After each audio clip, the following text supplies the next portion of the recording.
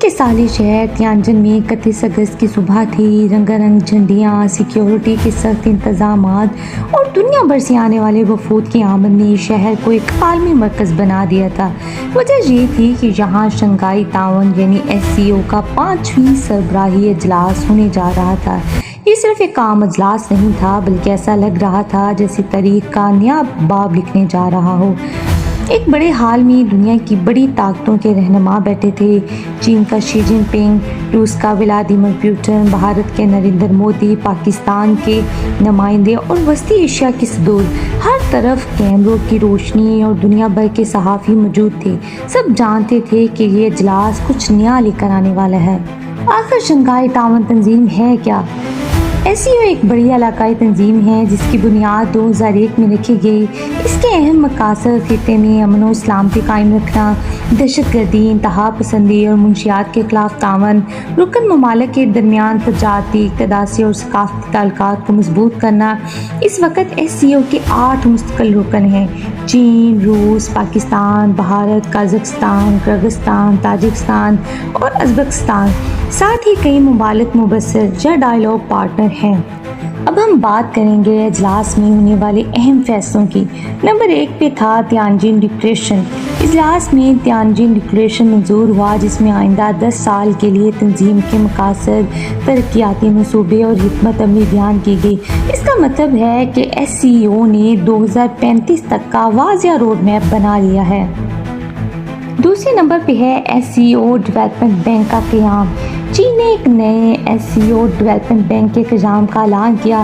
اس bank کا مقصد ہے کہ رکن ممالک کو ترقیاتی قرضے دینا، بڑے انفراسٹرکچر اور توانائی منصوبوں کو فنڈ کرنا، گلوبل ساؤتھ یعنی ترقی پذیر ممالک کو مالی امداد فراہم کرنا۔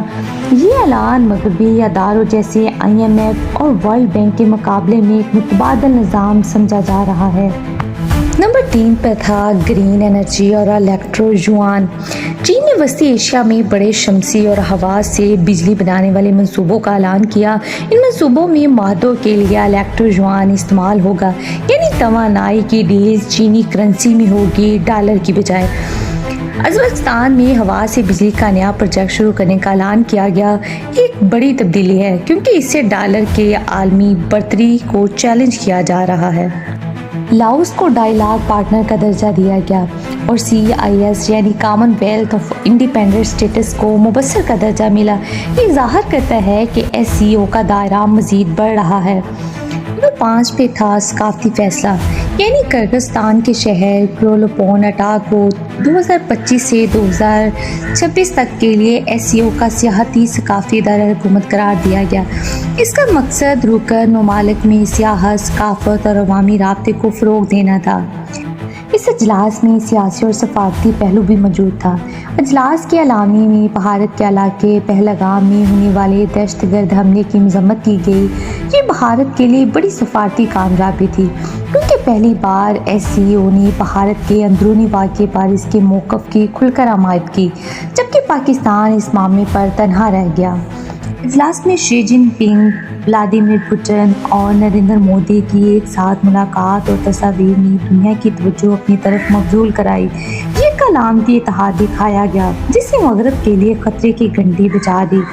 کئی سالوں سے سرحدی تنازعات کے باعث تعلقات کشیدہ تھے، لیکن اس اجلاس میں چین نے بھارت کے حساس نکات کو اعلامیے میں شامل کر کے تعلقات میں بہتری کی طرف اشارہ دیا۔ اس اجلاس کے عالمی اثرات کیا ہو سکتے ہیں؟ نمبر 1 پہ آتا ہے SCO اب مغربی یعنی خاص طور پر امریکہ اور یورپ کے مقابلے میں ایک مضبوط بلاک بنتا دکھائی دے رہا ہے۔ نمبر 2 پہ ہے گلوبل ساؤتھ کو سہولتیں، یعنی ترقی پذیر ممالک کو نئے مالی ذرائع اور انفراسٹرکچر منصوبے ملیں گے۔ نمبر 3 پہ ہے ڈالر کی کمزوری، یعنی الیکٹرو یوان کے ذریعے توانائی کے معاہدے ہونا ڈالر کی عالمی بالادستی کے لیے ایک بڑا چیلنج ہے۔ نمبر 4 پہ ہے عالمی سیاست میں نیا توازن، یعنی ایشیا طاقتیں چین، روس، بھارت قریب آ رہی ہیں، جس سے عالمی سیاست میں توازن بدل سکتا ہے۔ اس سے نتیجہ کیا ہوگا کہ SCO 2025 کا اجلاس صرف ایک علاقائی ملاقات نہیں بلکہ ایک عالمی پیغام تھا کہ دنیا اب صرف مغربی طاقتوں پر نہیں ٹکی بلکہ ایشیا بھی اب ایک نیا مرکز طاقت بن رہا ہے۔